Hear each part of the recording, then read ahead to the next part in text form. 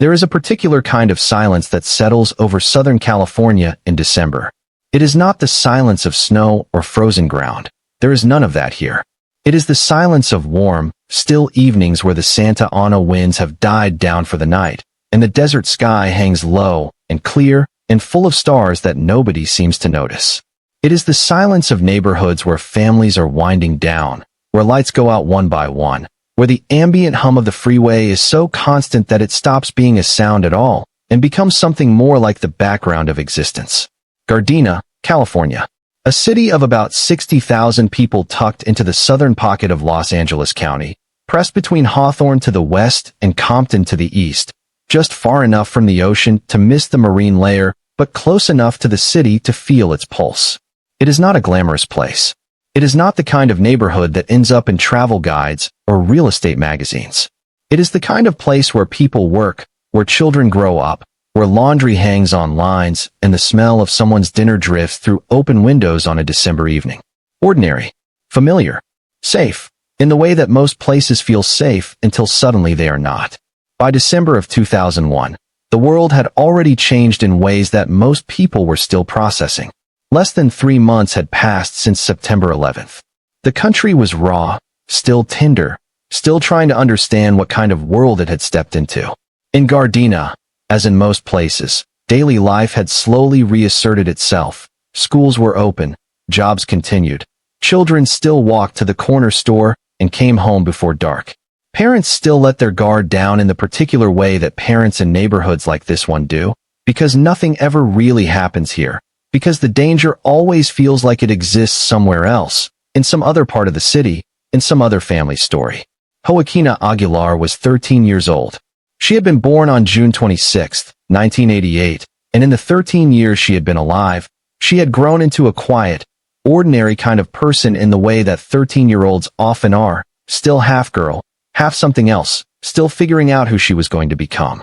She stood 4 feet 9 inches tall and weighed 114 pounds. She had brown hair and brown eyes, a face that still carried the roundness of childhood even as adolescence began to sharpen her features. She was a Hispanic girl in a Hispanic neighborhood, unremarkable to anyone who didn't know her, everything to the people who did. December 14, 2001 was a Friday. There is something about Fridays in December. The school week is winding down. Christmas is close enough to feel real. The decorations already up in shop windows and on front porches. The radio stations already rotating holiday songs between the regular programming. There is a looseness in the air on a Friday in December. A sense that the rules are slightly relaxed, that routines can bend a little. For a 13-year-old girl, a Friday afternoon in December means the weekend is ahead. It means a small, temporary kind of freedom. What Joaquina was wearing that day, what she was thinking about, what she had eaten for lunch, what her last conversation at school sounded like. Most of those details have never been made public. The paper trail on her case is thin, the way paper trails on family abduction cases so often are. There are no dramatic witness statements, no surveillance footage that has been released, no breathless news coverage from December of 2001 to reconstruct the texture of that afternoon. What exists is the clinical language of official records, the bare minimum of what is required to keep a case open. What is known as this? On December 14, 2001, Joaquina Aguilar was last seen in Gardena, California. She was 13 years old, and she was last seen in the company of her mother. Her mother's name was Lucinda Aguilar, also known by the surname Reyes. Born August 30, 1970, which would have made her 31 years old in December of 2001. Old enough to know exactly what she was doing. Old enough to understand the weight of the choice she was making. What that choice was, and why it was made. That is the question that has gone unanswered for 24 years. Before we go any further, pause for a moment and drop a comment below. Let us know where in the world you're watching this from. These cases deserve to reach every corner of the globe, and we genuinely love hearing from you. If this is the kind of story that matters to you, the kind of case that keeps you up at night wondering about a face on a missing persons poster, please like this video, subscribe, turn on the notification bell so you never miss a new case, and share it with someone who would want to know. Every share, every comment, every subscription keeps this work going and keeps these names in front of people who might one day recognize something. Now, let's get back to Joaquina. The thing that makes a case like this one so quietly devastating is precisely what makes it so difficult to understand from the outside. When a child goes missing at the hands of a stranger, there is a kind of clarity to the horror, a defined enemy, a violation from outside the family, a crime that the world can organize itself around. Amber alerts go out. Neighborhood watches mobilize. Parents look at strangers in cars. The threat has a shape. But when the person who takes a child is the child's own mother, the shape of the threat becomes blurry. There is no stranger to look for. There is no break-in, no scream, no physical struggle that would draw attention. The child simply disappears, and for anyone watching from the outside, it may look like a family that moved. A custody handoff that became something permanent. A mother and daughter who were simply gone. This is what law enforcement calls a family abduction. And family abductions are, in many ways, the hardest kind of missing persons case to resolve.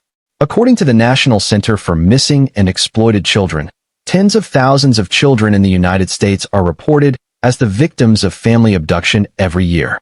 In the vast majority of those cases, a custodial dispute is at the root of it. A divorce, a separation, a contested arrangement between two parents who can no longer agree on how to share a child. One parent, perhaps overwhelmed by the prospect of losing custody or access, makes a unilateral decision. They take the child and they run. Sometimes they cross state lines. Sometimes they cross international borders.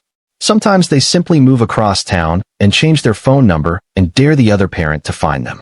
The tragedy of these cases, and there is a particular, grinding kind of tragedy to them, is that the child is rarely in danger in the immediate, visceral sense that people imagine. The child is not being hurt by a stranger. The child is with a parent. And yet the child is also, in every legal and human sense, missing.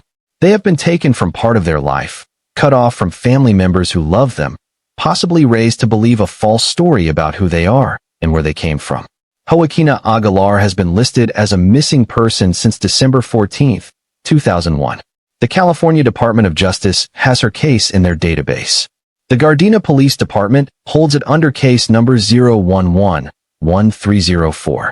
The reporting agency's phone number, 310-217-9600, is available to anyone who wants to call it. As of today, in 2026, the case remains open. She would be 37 years old.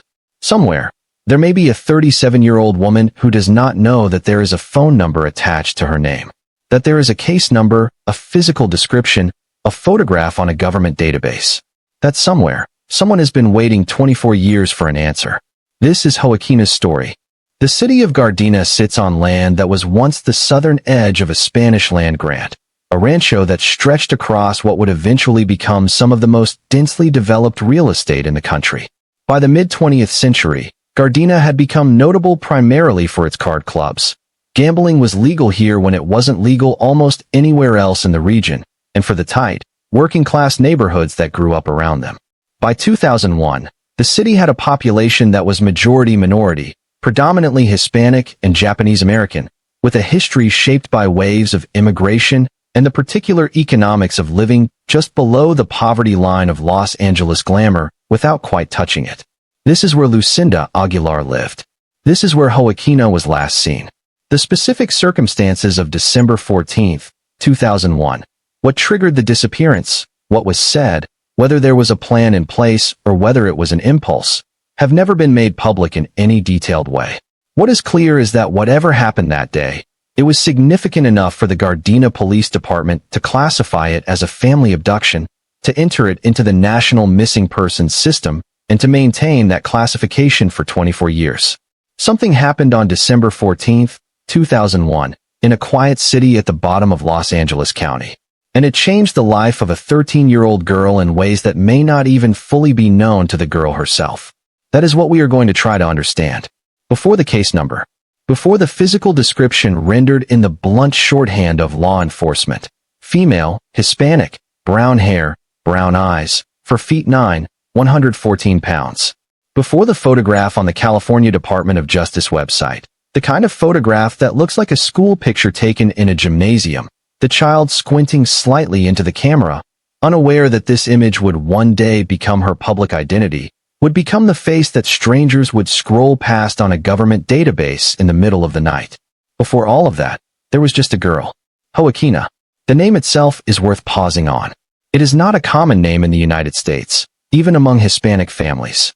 It is Old World, a name with weight to it, derived from the Hebrew Joachim, a name that means God will establish or God will raise up. Whether her parents chose it for its meaning or simply because it had a music to it, a rhythm that felt right when said aloud, that is not something the public record tells us.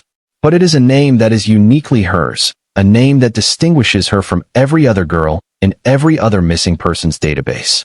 Joaquina. It sounds like someone who was meant to be remembered. She was born on June 26, 1988, which means she came into the world in the summer, in Southern California, in the particular kind of heat that settles over the Los Angeles basin at the end of June and makes everything shimmer and slow. She was born to Lucinda Aguilar, a woman who was 17 years old at the time, practically a child herself, barely old enough to vote, certainly not old enough for what was coming. Whatever the circumstances of Joaquina's early years, whatever kind of household she grew up in, whatever the relationship was between her parents, the official record does not say. Most family records don't say. The private lives of families like this one, working class, Hispanic, living in the unglamorous middle of a vast city, rarely make it into the documents that historians and journalists can later examine. They live and struggle in a kind of civic invisibility, noticed by the state only when something goes wrong. By 2001, Joaquina was 13 years old. She was in middle school, almost certainly a 7th or 8th grader, navigating the peculiar social ecosystem of early adolescence, the cliques and alliances, and small humiliations that form the texture of those years. She was 4 feet 9, which means she was probably one of the shorter girls in her class, the kind of height that other kids might have teased her about or not, depending on the cruelty of the particular group she ran with. She weighed 114 pounds, which is a completely average weight for a girl her height at that age. She was physically unremarkable in the best possible sense, not sick, not struggling with anything that the physical record reflects, just a normal girl in a normal body at the start of what should have been a normal life. What was she interested in? The record does not say. What did she want to be when she grew up? The record does not say. Did she have a best friend, a nickname that her family used at home, a favorite television show she watched on Friday evenings, a song she sang under her breath walking to school? The record does not say any of that either. And this is one of the quiet cruelties of cases like Joaquina's. In cases that receive significant media attention, the Elizabeth Smarts, the J.C. Duggards, the cases that become national obsessions, the victim's personality eventually becomes part of the public understanding of the case. We learn what they loved, what they dreamed about, who they were before the worst thing happened. Their full humanity is documented in interview after interview, in books and television specials, and tearful press conferences where a parent describes their child in the specific, irreducible detail that only a parent can. Joaquina's case never became that kind of case. Family abductions occupy a strange gray zone in the public imagination. They are simultaneously more common and less visible than stranger abductions. They rarely generate the kind of media attention that produces the documentation, the witnesses, the layers of public record that allow a researcher 24 years later to construct a full portrait of the person who disappeared. What they generate instead is a case number and a photograph and a set of physical descriptors and the name of the parent who took the child, preserved in the cold language of an official database. Hispanic female. Brown hair. Brown eyes. 4 feet 9 inches. 114 pounds. Last seen December 14, 2001. That is what the record says about Joaquina. But she was more than that. She was a 13-year-old girl who had been alive long enough to develop preferences and habits and fears and hopes. She had been in school long enough to have teachers who probably remembered her, the quiet one, or the talkative one, or the one who always turned in her homework, or the one who struggled with fractions, or the one who drew elaborate pictures in the margins of her notebooks. She had been in her neighborhood long enough to know which corner store sold the best candy, which street had the dog that barked at you, which neighbor would actually talk to you, and which one looked through you. She had a mother. She had, presumably, other family, grandparents, perhaps, cousins, the extended web of people that constitutes a family in most Hispanic communities, a network of connections that would have known her, would have seen her at baptisms and birthdays and Sunday dinners. Somewhere in that network, when December 14, 2001 came and went, and Joaquina did not come home, or could not be reached, or simply was no longer where she was supposed to be. There was a person who noticed. There was a person who felt the first cold shock of wrong in their chest, and picked up the phone and called the police. That person, whether it was a father, a grandparent, another family member, carried that moment with them. The moment before the phone call, when you still think it's probably nothing. The moment during the phone call, when you're trying to sound calm even though your hands are shaking. The moment after the phone call, when the weight of what might be happening becomes fully, physically real. December in Gardena is mild. The temperatures in mid-December hover around the low 60s during the day and dip into the upper 40s at night. The sky is typically clear this time of year, the air dry from the season, the light different than it is in summer, lower, more slanted, casting longer shadows in the afternoon. There is no drama to the weather. Nothing to suggest, looking out the window on December 14th, 2001, that this particular day was going to be different from any other December Friday. And yet it was. There is a custody question at the center of this case that the public record does not fully answer. The California DOJ listing establishes clearly that Joaquina was being concealed by her mother. The language is precise and unambiguous, being concealed, which implies both intention and ongoing action on the part of Lucinda Aguilar. This is not the language used for a mother who simply moved without updating her address. This is the language used for someone who is actively hiding a child from someone or something, from law enforcement, from a court order, from the other parent.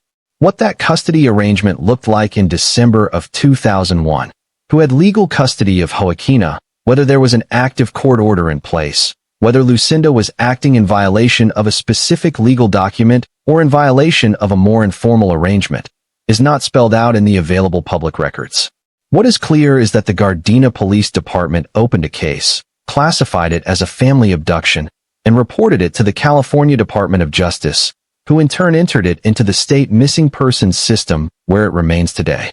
That process, from the initial report to the state database entry, implies that there was enough evidence, enough legal foundation, to classify what Lucinda Aguilar did as an abduction rather than a custody dispute. There is a difference, legally, between a parent who takes a child during a period of contested custody and a parent who conceals a child in violation of a court order. The language of the case suggests the latter. It also suggests something about Lucinda's intentions. You do not conceal a child by accident. Concealment requires planning. You have to decide where to go, how to get there, how to stay there without being found. You have to think about what name you will use, whether you will keep your phone, whether you will reach out to anyone who knew you before. You have to think about the child. What will you tell her? Will you tell her the truth? Will you tell her that her other parent doesn't want her? Will you tell her nothing, hoping that the question never comes up, that she simply grows up accepting the life you've made for her as the only life there is? These are the questions that sit at the heart of every family abduction case. They are questions that, in Joaquina's case, have gone unanswered for 24 years. She would be 37 years old today. If she is alive, and there is no evidence to suggest otherwise, she has lived more of her life in the shadow of December 14th, 2001 than she has lived outside of it. She was 13 when she disappeared. She has now been missing for longer than she was alive when it happened. She may have finished high school somewhere, may have worked jobs, may have had relationships, may have built an entire life in a city or a country that the Gardena Police Department has no jurisdiction in. She may have children of her own. And if she does, those children have a grandmother whose real name is Lucinda Aguilar, also known as Reyes. A grandmother who, on December 14th, 2001, made a decision that altered the course of at least 2 lives and possibly many more. The question is whether Joaquina knows that story, or whether she has been told something else entirely. Reconstruct a disappearance that was never fully documented in the public record, and you are working in the negative space of what is known. You are drawing a picture by describing what is missing from the canvas rather than what is on it. You are asking questions that the available evidence does not answer and sitting with the discomfort of that unanswered silence, because the silence is part of the story. The silence is, in many ways, the whole story. What we know about December 14th, 2001 is essentially this. Joaquina Aguilar, 13 years old, was last seen on that date in Gardena, California. She was in the company of her mother, Lucinda Aguilar. At some point after that last confirmed sighting, Joaquina ceased to be findable. She did not return to wherever she was supposed to return to. The case was reported to the Gardena Police Department, who opened it as a family abduction. That is the entire public record of December 14th. Everything else is reconstruction. Reasonable, evidence-informed reconstruction, but reconstruction nonetheless. In December of 2001, a Friday in the middle of the month would have fallen on the 14th. Schools in the Gardena Unified School District would have been in session. Winter break in the Los Angeles area typically began around December 19th or 20th, which means the 14th was still a regular school day. A 13-year-old girl in Gardena would almost certainly have been at school that day. She would have had a backpack, textbooks, probably some kind of lunch, either packed from home or purchased at the cafeteria. She would have had at least one teacher take attendance and record her presence. She would have had classmates who sat next to her, who borrowed a pencil or shared a lunch table or waved at her in the hallway. By the end of that school day, when the bell rang and students flooded out into the December afternoon, Joaquina's life as she had known it was about to end. Family abductions that involve concealment, the kind where a parent intentionally takes a child and disappears, often have a specific trigger point. A court date approaching. A custody evaluation scheduled. A judge who has signaled which way a ruling is likely to go. A moment where the parent who is about to lose access to their child makes the calculation that the legal system is not going to deliver the outcome they want, and decides to remove themselves and the child from that system entirely. December 2001. The end of the year. The end of something. If there was a court date approaching, if there was a legal proceeding that Lucinda was trying to avoid or preempt, it would have been consistent with the timing. December is a month when family court dockets are often heavy, as parties try to resolve custody matters before the holiday season reshuffles all the existing arrangements and makes shared custody even more complicated than it already is. Or perhaps it was simpler than that. Perhaps Lucinda had been planning this for weeks, and December 14th was the day she decided she was ready. Perhaps there was an argument, a confrontation, a moment of crisis that accelerated a timeline she had been building towards slowly. Perhaps she had packed bags that were already in the car, had a destination already decided, had already thought through the route and the explanation she would give Joaquina for why they were going. What would Joaquina have been told? This is the question that haunts every family abduction case, and it haunts this one with particular force because of Joaquina's age. A very young child, a 2-year-old, a 5-year-old, can be taken and resettled, and, over time, will simply absorb the new life as the only life. Their memories of the before are fragmented and impressionistic, easily overwritten by the insistent reality of the present. They become who they are told they are because they are too young to have fully been anyone else yet. But Joaquina was 13. 13 is old enough to remember, old enough to have a sense of identity, of personal history, of the specific weight of her own name. 13-year-olds have opinions, have preferences, have the beginning of an independent interior life that is not entirely defined by what a parent tells them. A 13-year-old cannot be simply absorbed into a new identity the way a 5-year-old can. Which means that whatever Lucinda told Joaquina, whatever version of events she presented to explain why they were leaving, why they weren't going back, why Joaquina should not contact certain people or go to certain places or say certain things, Joaquina was old enough to have questions about it. Did she ask those questions? Did she believe the answers she was given? Did she fight, in the way that 13-year-olds fight, loudly, tearfully, then with increasing resignation as the reality of the situation became undeniable? Or did she understand, on some level, that this was happening because of something between her parents that she had been watching build for years? And did she simply go quietly, because going quietly was the path of least resistance? We don't know.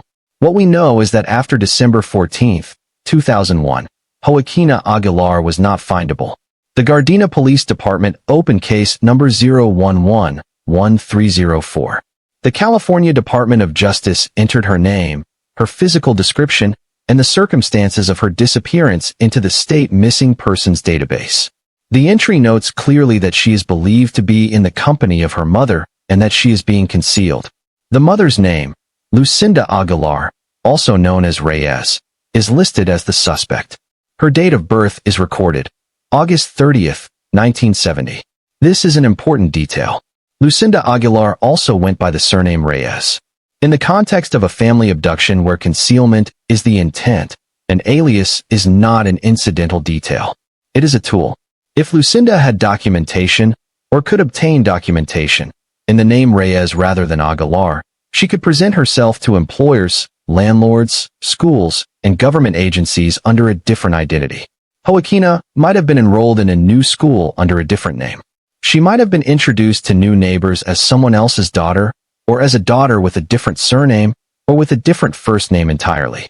These are not hypothetical concerns in family abduction cases. They are well-documented patterns. Investigators who specialize in parental kidnapping cases describe a consistent playbook. The taking parent moves quickly and without warning, crosses a significant geographic boundary as soon as possible, ideally a state or international border, establishes new documentation and a new social context, enrolls the child in a new school, and then settles into as normal a routine as possible. The goal is not to disappear in the dramatic sense of living off the grid. The goal is to become unremarkable, to blend into a new community so thoroughly that no one asks questions, because there is nothing about the family that seems to invite questions. This playbook works. Not always. Not in every case. But with enough distance and enough luck and enough determination, it works often enough that hundreds of children who were listed as family abduction victims in the 1990s and early 2000s have never been found. They are 30-somethings and 40-somethings now, living lives that may be perfectly ordinary by every observable metric, people who have no idea, or possibly do know, and have simply never acted on that knowledge, that their names are in a database somewhere. There is a number attached to Joaquina's case, 310-217-9600, the Gardena Police Department. That number has been attached to her case for 24 years. Whether anyone has ever called it with useful information, whether any lead has ever come close to finding her, is not something the public record reveals. Cold cases like this one are maintained administratively, reviewed periodically, but rarely actively pursued with the kind of resources that stranger abduction cases receive. The caseload is too large, the resources too limited, the leads too scarce. And yet the case is still there. The listing is still active. The California Attorney General's office still maintains it, which means that somewhere in the bureaucratic machinery of California law enforcement, someone has not given up. That matters. Because the only way this case gets resolved, the only way the name Joaquina Aguilar becomes something other than a line in a missing persons database, is if someone, somewhere, picks up a phone. It might be a former neighbor who moved away from wherever Lucinda and Joaquina settled, and who has carried a nagging question about that family for 20 years. It might be a teacher who noticed something wrong about a new student who showed up in January of 2002 and seemed reluctant to talk about her past. It might be a social worker, a doctor, a school counselor who once asked an uncomfortable question and received an evasive answer and filed it away and never followed up. It might be Joaquina herself. If she is 37 years old and alive, and if she has, at any point in the past 24 years, searched her own name online or looked at a missing persons database or heard from someone who recognized her from a photograph, she knows. She knows she is listed as missing. She knows the case number and the phone number and the name of the police department that has been holding her case. What she does with that knowledge is not something anyone can predict. But the fact of it, the fact that she could know, that the information is publicly available and has been for decades, changes the character of this case in important ways. Because if Joaquina knows she is listed as missing, and if she has chosen not to come forward, that is itself a piece of information. It tells you something about her circumstances, about what she believes, about what she fears, about the story she has been told or has told herself about who she is and where she came from. It tells you that the ending of this story, whatever that ending looks like, is not simply a matter of finding her geographically. It is a matter of giving her, if she is out there, a reason to believe that the truth is worth the disruption of seeking it. And that is a harder, stranger, more human problem than a simple missing persons case. The investigation into the disappearance of Joaquina Aguilar belongs, like the case itself, to the Gardena Police Department. Gardena is a city with its own police force, a mid-sized municipal department, not the LAPD, not the LA County Sheriff's Department, but the Gardena PD, an independent agency that handles the day-to-day public safety of a city of roughly 60,000 people. In 2001, as now, the department handled everything from traffic enforcement to violent crime, the full spectrum of what a city police force is required to manage. A family abduction case, particularly one that crossed jurisdictional lines almost immediately, as these cases almost always do, would have presented particular investigative challenges. When a child is taken by a parent and the parent leaves the jurisdiction quickly, the complexity of the investigation expands almost immediately beyond what a local department can handle alone. The Gardena PD can investigate what happened in Gardena. They can interview witnesses, canvass the neighborhood, talk to neighbors and school staff, and anyone who saw Lucinda and Joaquina on December 14th or the days before. They can document the physical evidence of whatever took place. But they cannot follow the case across a state line without involving federal authorities. They cannot conduct an investigation in Mexico or another country without diplomatic assistance. They cannot compel a witness in another state to cooperate or access records held by another jurisdiction without a legal process that can take weeks or months to navigate. What law enforcement can do, and what they did in this case, given that Joaquina's name appears in the California DOJ database, is enter the case into the National Crime Information Center, the NCIC, which is the federal database that law enforcement agencies across the country can query. An NCIC entry for a missing child means that if a police officer anywhere in the United States runs a name or encounters a person matching the description, they can potentially match that information to the open case. It also means, potentially, that Lucinda Aguilar's name and her alias, Reyes, has been flagged in federal law enforcement systems.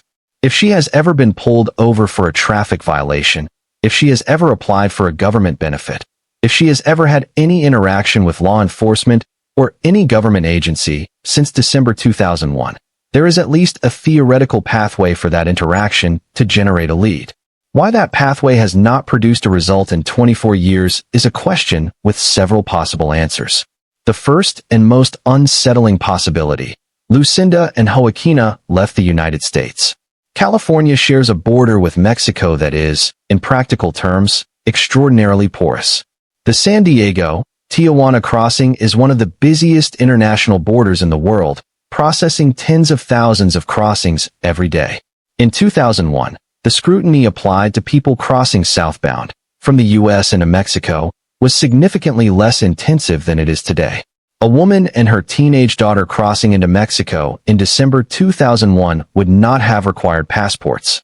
A birth certificate, a driver's license, some combination of documents could have been sufficient. And once across, the landscape of options expanded dramatically.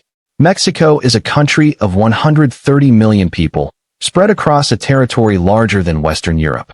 A woman who spoke Spanish, who had family connections, who could blend into a community. She could disappear into that country in ways that would make a California police department's resources nearly useless. If Lucinda had family roots in Mexico, if the surname Reyes suggests a family of origin there, the possibility of a border crossing is not merely theoretical. The second possibility: they stayed in the United States but moved repeatedly and changed their identities thoroughly enough to avoid detection. This is the more commonly documented pattern in domestic family abduction cases. The taking parent moves once, quickly, to establish distance. Then they settle. They become boring.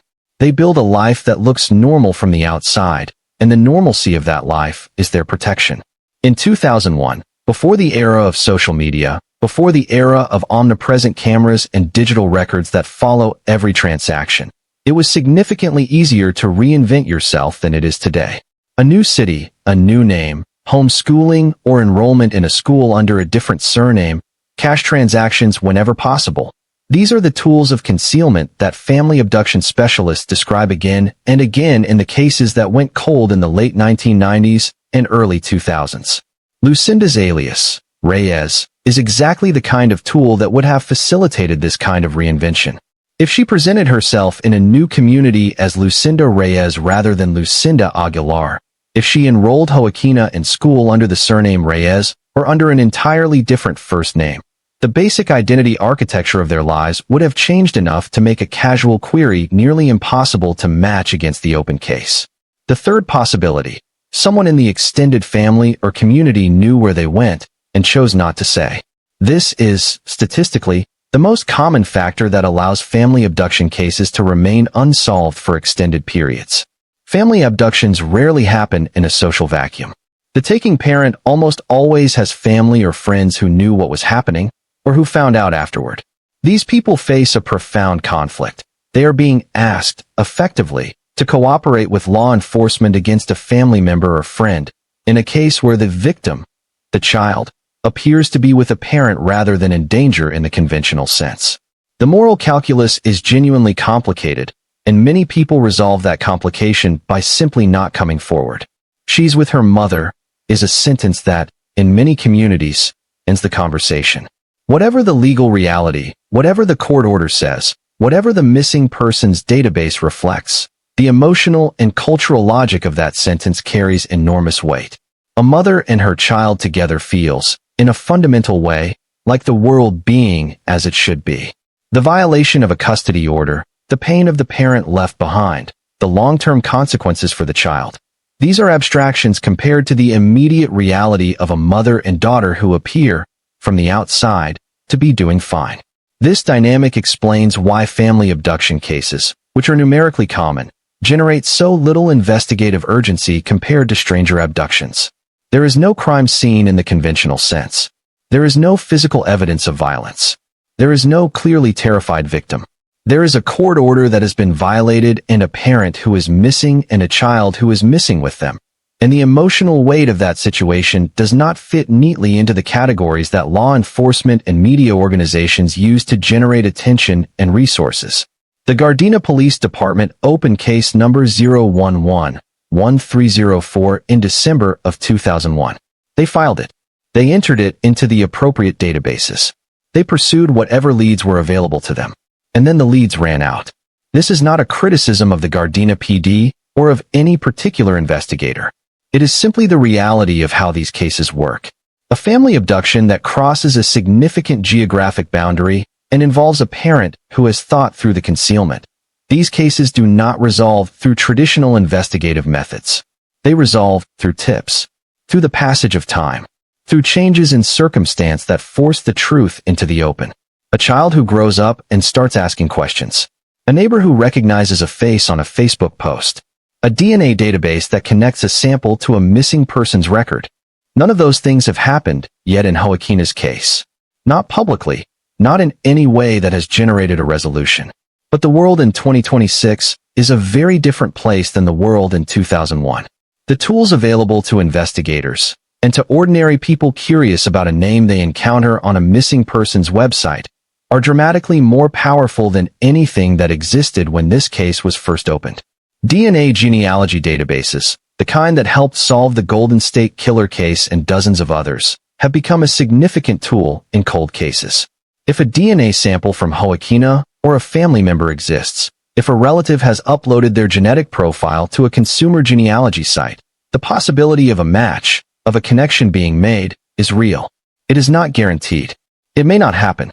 But the possibility exists in a way it did not in 2001. Facial recognition technology has also changed the landscape. Age progression imaging, the kind that law enforcement agencies use to project how a missing child might look as an adult, has become significantly more sophisticated. What once produced a rough approximation now produces something much more detailed, something that might be recognizable to a person who has spent years looking at the face of someone they work with or live next to. The internet itself is a different tool now than it was in 2001, when Joaquina disappeared. If she is out there, if she has any digital footprint at all, a social media account, a professional profile, a comment somewhere that uses her real name or a name close to it, the probability of that footprint eventually connecting to her case increases every year.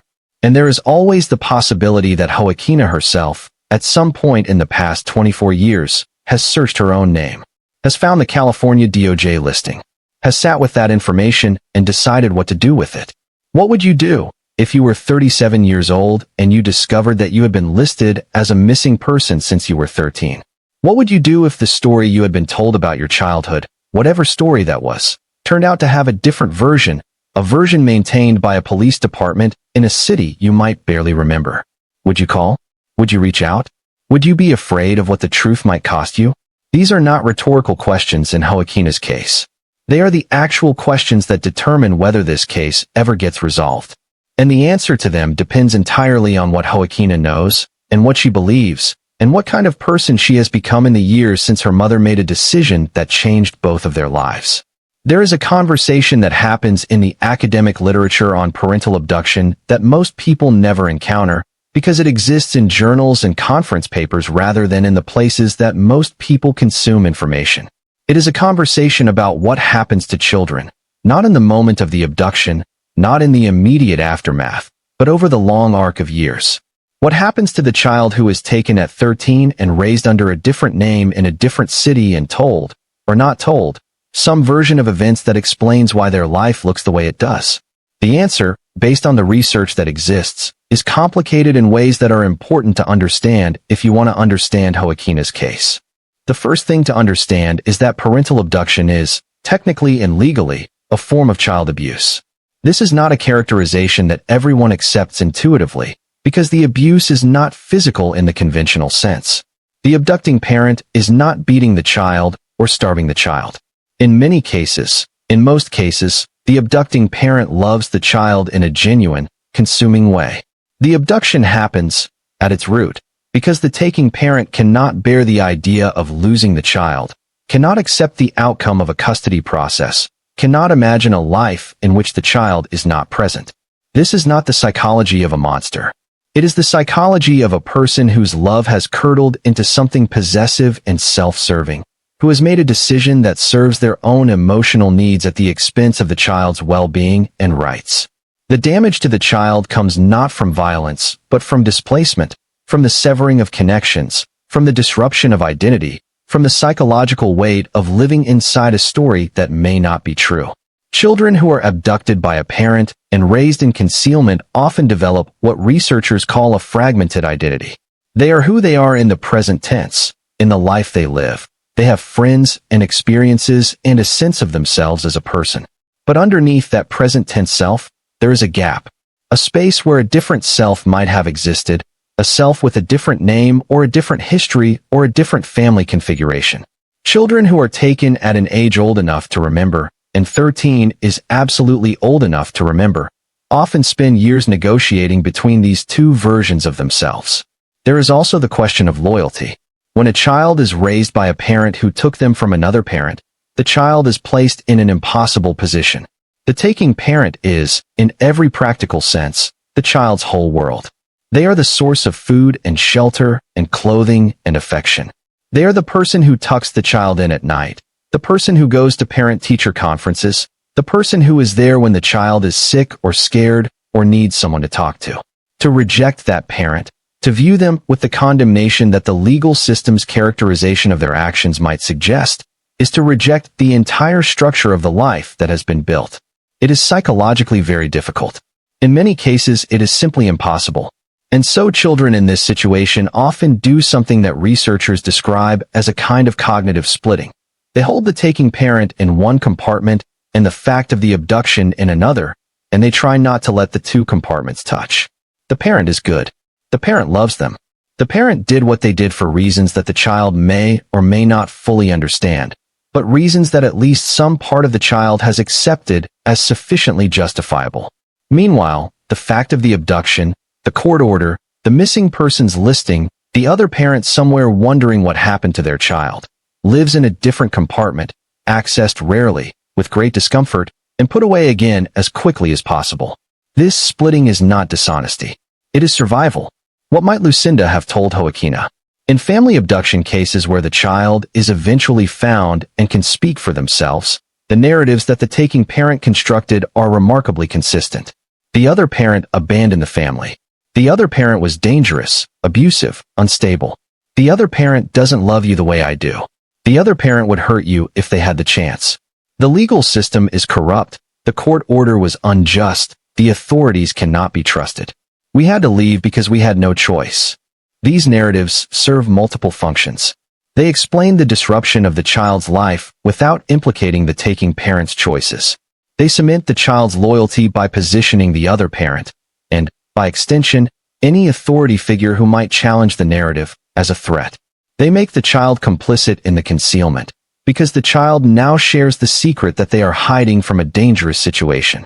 And for a 13-year-old girl who is already in the middle of the developmental project of figuring out who she is and who the adults in her life are, a 13-year-old who may have already been exposed to the tensions between her parents, who may have already heard one version of events from one parent and a different version from the other, a compelling narrative from the parent she is physically with is not easily resisted. The research on this is unambiguous. Children who are taken by a parent and raised in concealment suffer significant long-term psychological harm, even when the taking parent was loving and attentive in all other respects. They struggle with trust. They struggle with relationships because they have learned, at a formative age, that people who love you can disappear or that reality can be restructured around a lie. They sometimes struggle with their own identity in ways that don't resolve easily, even with therapy. Many of them also struggle with rage. Rage that sometimes doesn't surface until adulthood, when they are finally old enough and independent enough to examine the story of their own childhood without the distorting lens of their dependence on the taking parent. The rage is not always directed at the parent who took them. Sometimes it is directed at the parent who was left behind, who failed to find them, who failed to fight hard enough, who failed to reach through whatever barrier the taking parent built to make contact. Sometimes the rage is undifferentiated, a grief that has transformed into anger because anger is more survivable than grief. And sometimes there is no rage. Sometimes there is only the quiet, determined effort to simply live, to be a person, to not let the circumstances of your childhood define the rest of your life.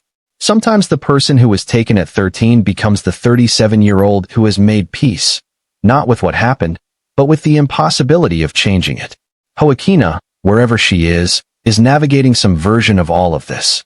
The question of Lucinda's motivation, why she made the choice she made on December 14, 2001, is one that the public record does not answer. But it is worth considering not as an exercise in sympathy for Lucinda, who violated a court order and took a child from people who loved her, but as an exercise in understanding what Joaquina may have been told, may have been taught to believe, about the circumstances of her own disappearance. If Lucinda was acting out of fear, fear of losing custody, fear of some real or imagined threat, the story she would have told Joaquina would have been flavored by that fear, would have positioned the departure as a protective act rather than a criminal one. We had to leave. I had to keep you safe. This is the story that a parent tells when they believe, at some level, that what they are doing is right. If Lucinda was acting out of anger, anger at the other parent, anger at a court system she felt had treated her unfairly, the story would have been different. It would have been an indictment, a case built against the parent left behind, designed to ensure that Joaquina would not want to return even if she had the chance. If there were other factors, mental illness, substance abuse, a relationship with a new partner who influenced her decision, the story might be more chaotic, less coherent, the explanation shifting over the years as Lucinda tried to maintain a narrative that justified choices she perhaps could not fully justify even to herself. We don't know which of these things is true. What we know is that somewhere in the United States, or possibly in Mexico, or possibly somewhere else entirely, there is a woman who was born Joaquina Aguilar on June 26, 1988, who grew up living some version of one of these stories, who is now 37 years old, who has lived the bulk of her adult life in a world that does not know her real name, or in a world where she knows her real name but has never been able to do anything with it. And there is a phone number, 310-217-9600. If you know anything at all, about Joaquina Aguilar or Lucinda Aguilar, also known as Reyes, please call that number. Cases like this one survive on exactly that kind of call. The question of where Joaquina Aguilar is in 2026 is one that can only be approached through the geometry of possibilities rather than through confirmed fact. The confirmed fact is that she is missing. The confirmed fact is that the last known sighting was in Gardena, California, on December 14, 2001. The confirmed fact is that she was in the company of her mother. Everything beyond that, where they went, how far they traveled, whether they are still together, whether Joaquina has at any point returned to California or to the life she had before, exists in the realm of what might be rather than what is known. But the realm of what might be is not empty. It is populated by patterns, the consistent behaviors documented in other family abduction cases that provide a framework for thinking about where a woman in Joaquina's circumstances might be found. Consider the timeline. Joaquina disappeared in December 2001. She would have been 13 going on 14. The first few years of her displacement, 2001 through perhaps 2005 or 2006, would have been the period of greatest concealment, the period when Lucinda would have been most vigilant about exposure, most careful about using her real name, most attentive to any sign that they might have been followed or found. During this period, Joaquina would still have been in school, would still have been a minor in her mother's care, would not have had the legal or practical independence to act on any doubts or questions she might have had about her situation. By 2006 or 2007, Joaquina would have been 18, a legal adult.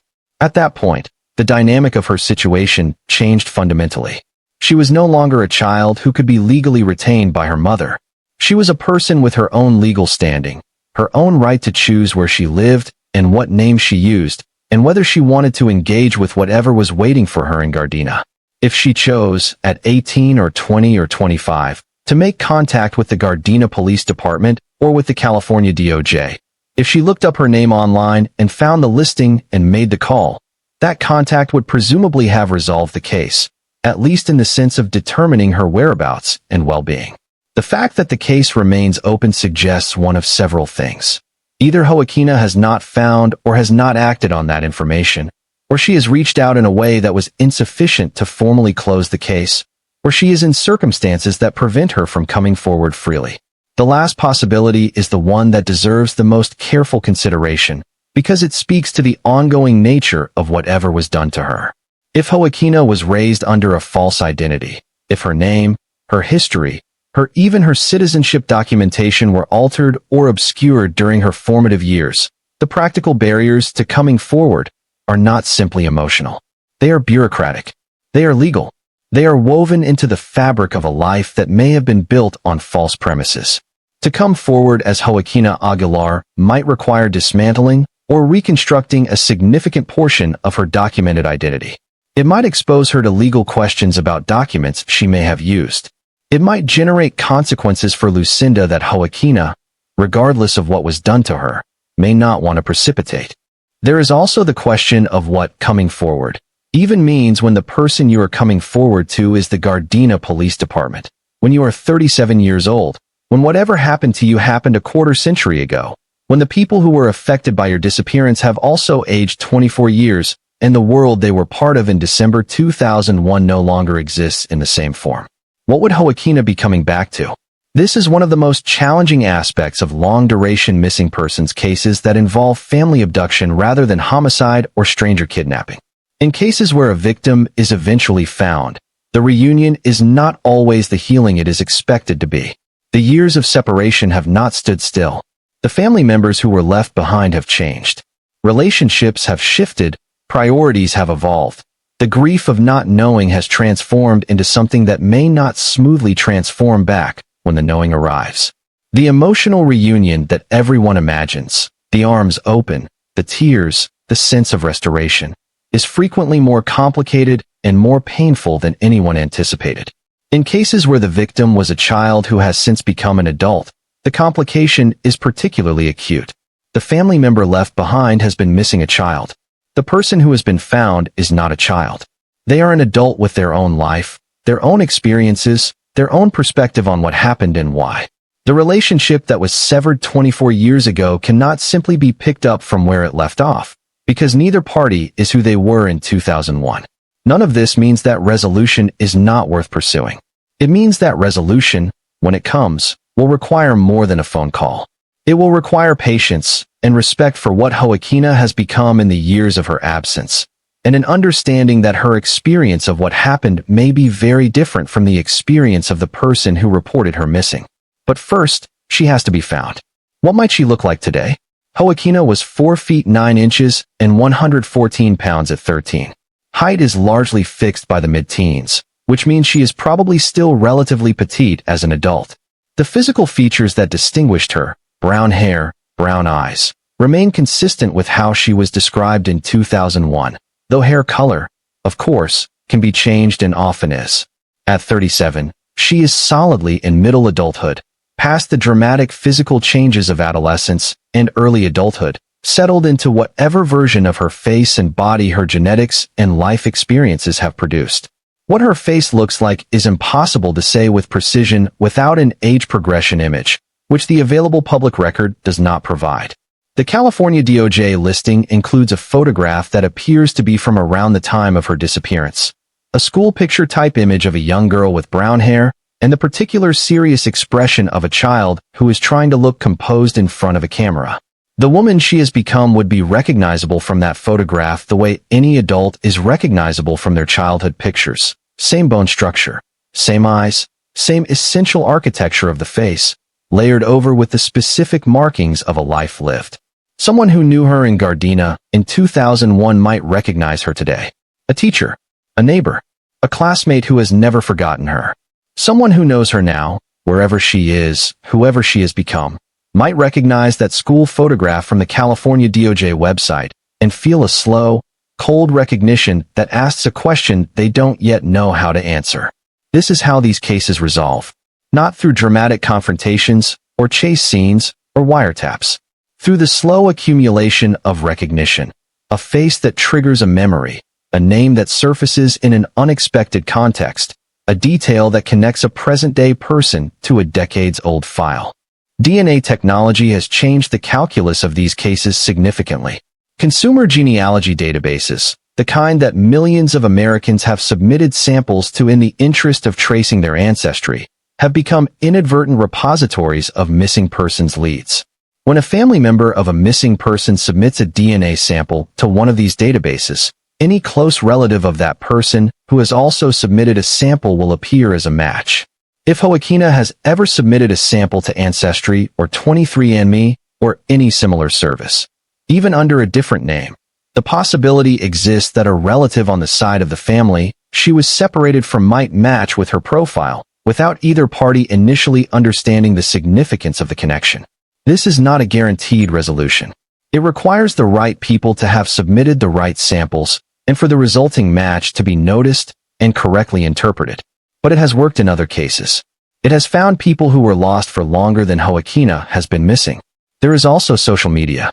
A 37-year-old woman in 2026 who has any kind of social media presence, a Facebook account, an Instagram profile, a LinkedIn page for professional connections, has left a digital footprint that did not exist in 2001. If any element of that footprint is connected to her true identity, to people who knew her in Gardena, or to family members who were separated from her, the mathematical probability of a connection being made increases every year. The irony of the information age as it applies to cold cases like this one is that the very tools that have made it easier for people to disappear, the ability to construct new identities, to connect with communities far from one's origin, to build a life that has no visible thread back to the past, are also the tools that make sustained disappearance increasingly difficult. The world is smaller and more connected than it has ever been. The ability to remain genuinely unknown, genuinely unrecognizable, genuinely inaccessible. It exists, but it requires a level of sustained effort and vigilance that is difficult to maintain across decades. Lucinda Aguilar would be 55 years old today. Joaquina Aguilar would be 37. Neither of them has been confirmed located. The case is open.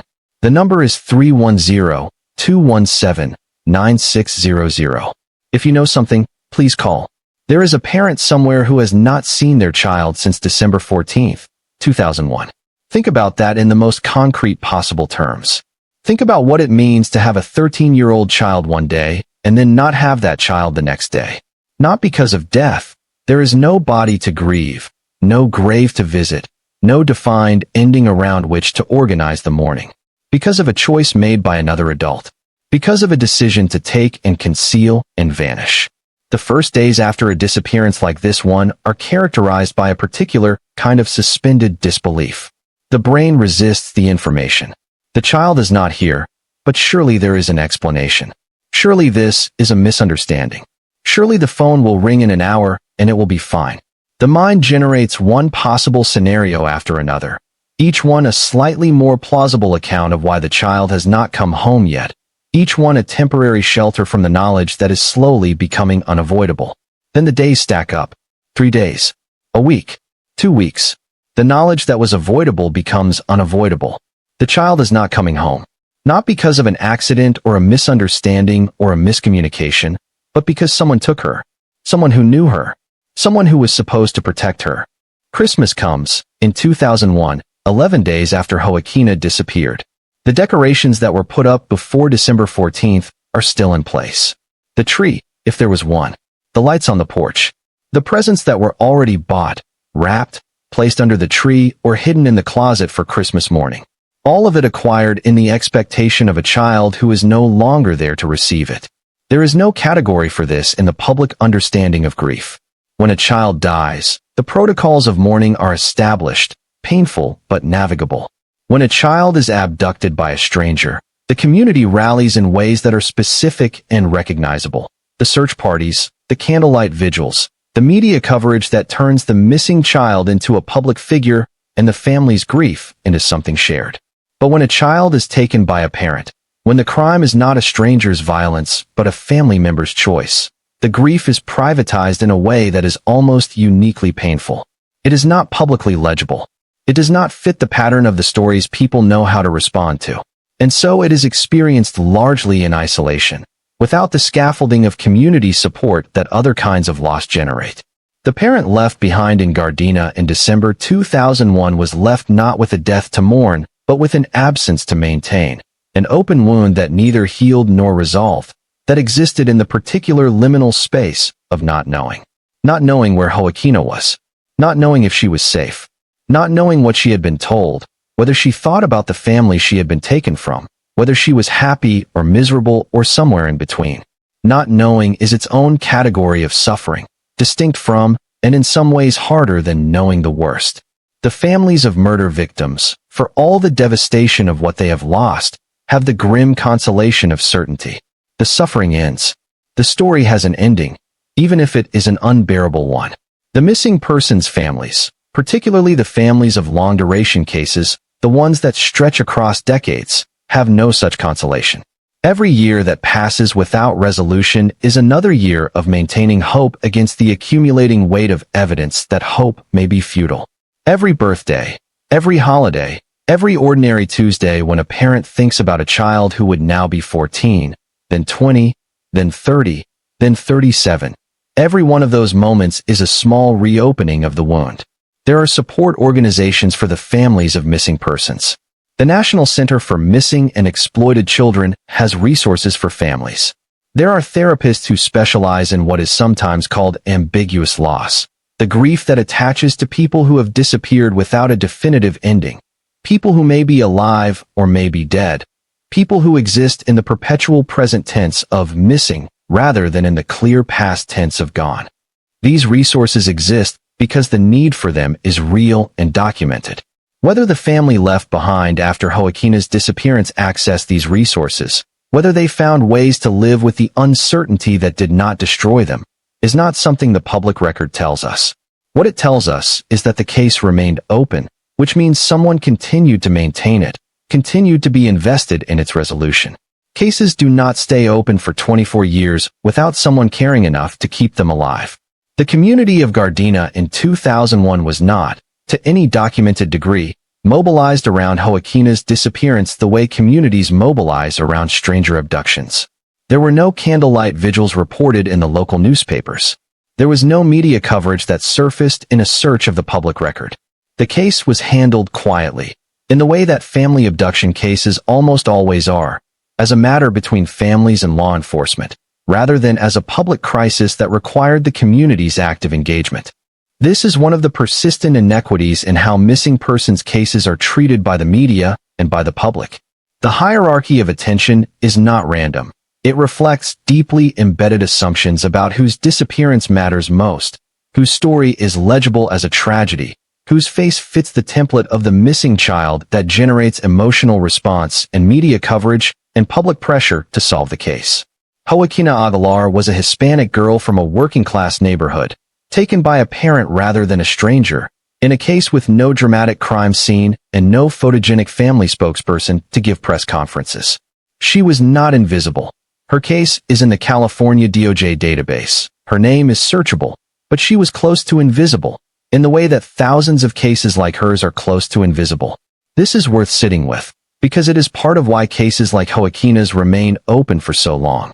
Visibility generates leads. Media coverage puts a face in front of millions of people and increases the statistical probability that someone, somewhere, will recognize it. The absence of that visibility is not just an injustice to the family, though it is that. It is also a practical impediment to resolution. Cases that no one knows about are cases that no one calls and tips on, which is part of the purpose of videos like this one. If you have watched this far, if you have spent this much time thinking about a girl who disappeared 24 years ago from a city in Southern California, then you are already contributing to the fragile ecosystem of attention that is the only thing keeping her case from slipping further into the administrative void of unsolved cold cases. Sharing this video, commenting on it, making it part of the conversation that flows through your social media feeds and your group chats and your real-world conversations. These are not trivial acts. They are the mechanism by which cases like this one stay alive. If you subscribe to this channel, if you turn on notifications, you will be notified when new cases are covered, when updates emerge, when the kind of information comes to light that changes the trajectory of an open case. That notification might be the thing that puts a case in front of the person who finally recognizes something. It sounds unlikely. It sounds like it could never be you. But it has been someone, in other cases, many times. The Golden State Killer was identified because a relative submitted a DNA sample to a genealogy website. A family abduction case in Connecticut was resolved in 2025 because a social media post about a missing child reached a woman in another state who recognized a photograph. These things happen. They happen because people stay connected, stay informed, stay willing to act when they see something that might matter. Joaquina's family, whatever shape that family is in 24 years on, however they have changed and aged and found ways to live with the absence, deserves the same chance at resolution that higher-profile cases receive. They deserve the phone to ring with information. They deserve to know. There are also practical questions about what resolution would look like that deserve honest consideration. If Joaquina is found, if she makes contact or is located, she will be 37 years old. She will be, legally and practically, an adult who can make her own choices about how much contact she wants with the family she was separated from, about how much of her past she wants to reckon with, about what role, if any, she wants the truth of what happened to play in her future. No one can compel her to have a reunion. No one can require her to perform the reconciliation that others might want. What resolution for this case can realistically mean, after 24 years, is primarily this. The people who love her deserve to know that she is alive. The case deserves to be closed with information rather than left open forever in the category of the permanently unknown. And Joaquina herself, whatever her name is today, wherever she is, however she understands her own history, deserves the chance to know the full truth of her own story, with all of its complexity and pain, rather than only the version she may have been given by someone who had reasons to control what she knew. That is what resolution looks like in a case like this one. Not a dramatic ending. Just the truth. The full, difficult, liberating truth. The California Department of Justice Missing Persons Unit maintains thousands of open cases in its database. They range from cases that are days old to cases that are decades old, from cases with extensive documentation and active investigations to cases that exist as little more than a name and a physical description and a date. Joaquina Aguilar's case falls into the latter category, sparse, unchanged, waiting. The listing is still there. You can find it today. The photograph, taken from what appears to be a school picture, shows a brown-haired Hispanic girl with brown eyes, slightly serious. Looking into a camera she probably wished would just go ahead and take the picture already. She is wearing what looks like a school blouse. She looks like 1,000 other school photographs from the early 2000s, slightly faded in the way of photographs from that era, a technology that has already become historical artifact. She would be 37 today. Take a moment to think about what 37 looks like in the context of a life that has been lived entirely in the shadow of a decision made before it had fully begun. Joaquina was 13 when she disappeared. She is now 37. That means the years since her disappearance constitute almost exactly 2/3 of her entire life. She has spent more than twice as much time as a missing person than she spent as a known, located, findable person. For 24 of her 37 years, there has been a case number attached to her name. The Gardena Police Department is the agency of record.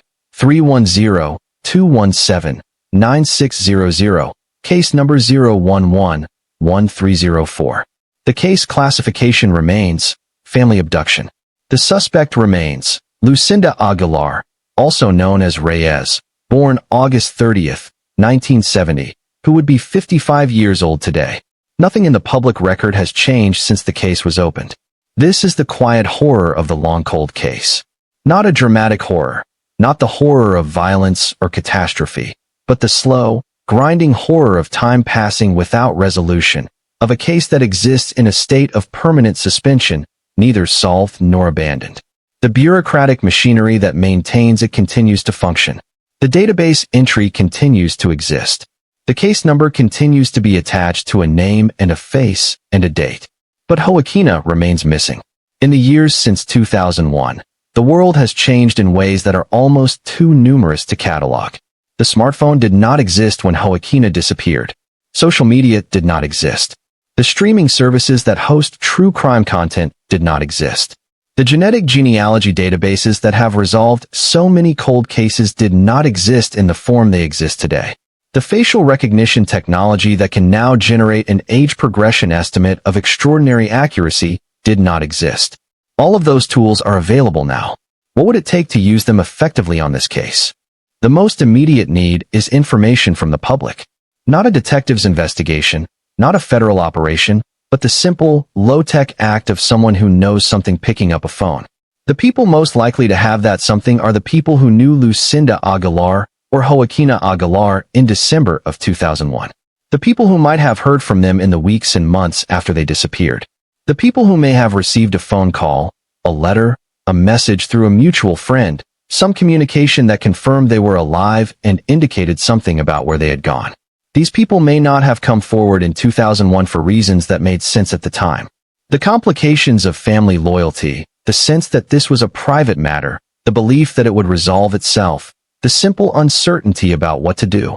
All of these things can suppress a call that, in retrospect, might have been the call that resolved everything. 24 years have passed. Those reasons have had time to be reconsidered. If you are one of these people, if you knew Lucinda, if you had contact with her after December 2001, if you have any information at all about where she and Joaquina went, please understand that the only goal of that phone call is the same goal it has always been. To know that Joaquina is safe, to close a case that has been open for 24 years, and to give a family the only thing they have been asking for all this time. The other category of people who might have information is the people who know Joaquina now, or know someone who might be Joaquina, under a different name, in a different city, living a life that may look completely ordinary from the outside, but that has, at its foundation, a gap where a different history should be. This is the strange request at the heart of family abduction cases. Not, did you see something violent? Or, did you notice something suspicious? But something more delicate than that. Did you ever meet someone whose story didn't quite add up? Whose childhood seemed vague or inconsistent? Who changed the subject when certain questions were asked? Who seemed to carry a weight they couldn't put down? These are imprecise signals. They could apply to any number of people for any number of reasons. Most people who seem evasive about their past are not missing persons. But some are? And the only way to know is to follow the question.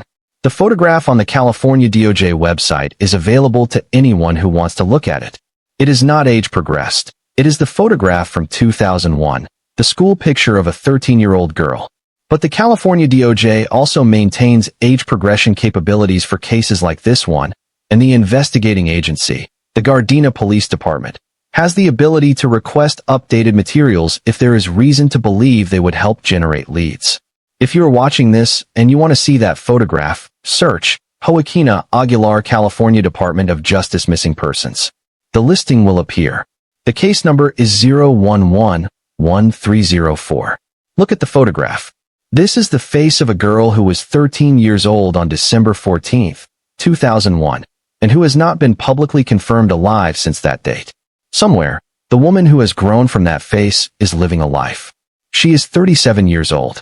She has been through whatever it is that life puts a person through between 13 and 37.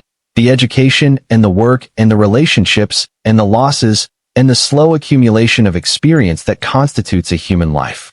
She has a face that has aged from the one in the photograph in the ways that all faces age, carrying the specific marks of her particular decades. And she is, as of today, still missing. There is a quiet that settles over cases like this one. The same quiet that settles over Gardena in December, the dry sky quiet of a California desert city where things have happened that never made the news, where lives were changed in ways that the official record barely acknowledges. It is not a dramatic quiet. It is not the silence of tragedy in the theatrical sense. It is simply the silence of an unanswered question, maintained for so long that it has become part of the landscape. But unanswered questions have a way of remaining answerable. Time does not close them. The fact that 24 years have passed without resolution does not mean that a 25th year cannot be different. It means only that the information that would resolve this case has not yet found its way to the right person. The right person might be watching this video. The right person might share this video with someone who becomes the right person. The right person might be in a city on the other side of the country or on the other side of the world, living their ordinary life, carrying a piece of information they don't yet know is significant. Joaquina Aguilar was last seen in Gardena, California, on December 14, 2001. She was 13 years old, 4 feet 9 inches, 114 pounds, with brown hair and brown eyes. She was being concealed by her mother, Lucinda Aguilar, also known as Reyes. She would be 37 years old today. If you have information about Joaquina Aguilar or Lucinda Aguilar, contact the Gardena Police Department at 310-217-9600. Reference case number 011-1304. If you know Joaquina, if you are someone she has trusted, someone she has let inside the life she has built, please understand that no one is trying to upend that life. No one is trying to punish her for what was done to her. The people who have kept this case open for 24 years want only one thing: to know that she is alive. To know that she is safe, to have the chance, if she is willing, to know her again. And if you are Joaquina, if by some improbable but not impossible circumstance, this video has found its way to you, know this: the case number and the photograph and the database entry that bear your name are not accusations. They are not demands. They are simply the refusal of the people who love you to stop looking. They are the evidence that, whatever story you were told about what you were worth and who wanted you, someone has been paying a phone bill in Gardena for 24 years, waiting for it to ring with your name. You were not forgotten. You were never forgotten. The truth of what happened on December 14, 2001 has not gone anywhere. It is still there, in the same place it has always been, patient and permanent and waiting for whoever is finally ready to face it. Somewhere, a woman who was born Joaquina Aguilar is living her 37th year. Somewhere, a mother named Lucinda Aguilar has been living for 24 years with the weight of a choice she made on a December Friday in a quiet Southern California city. Somewhere, someone who watched this video knows something they haven't said yet. The case is open. The number is 310-217-9600. This has been the story of Joaquina Aguilar. It is not finished yet. If this case matters to you, if you believe that every missing person deserves to have their name spoken, their face seen, their story told, please subscribe to this channel, like this video, share it with someone who cares about true crime and about justice. Drop a comment below telling us where you're watching from and what you think happened. Your engagement is not just numbers on a screen. It is the mechanism by which these names stay in front of people who might one day recognize something. It is how cases like Joaquina's get resolved. Stay with us. There are more stories that need to be told, more names that need to be spoken, more open cases that deserve the light. Joaquina Aguilar. Missing since December 14, 2001. Last seen in Gardena, California. She was 13 years old. She deserves to be found.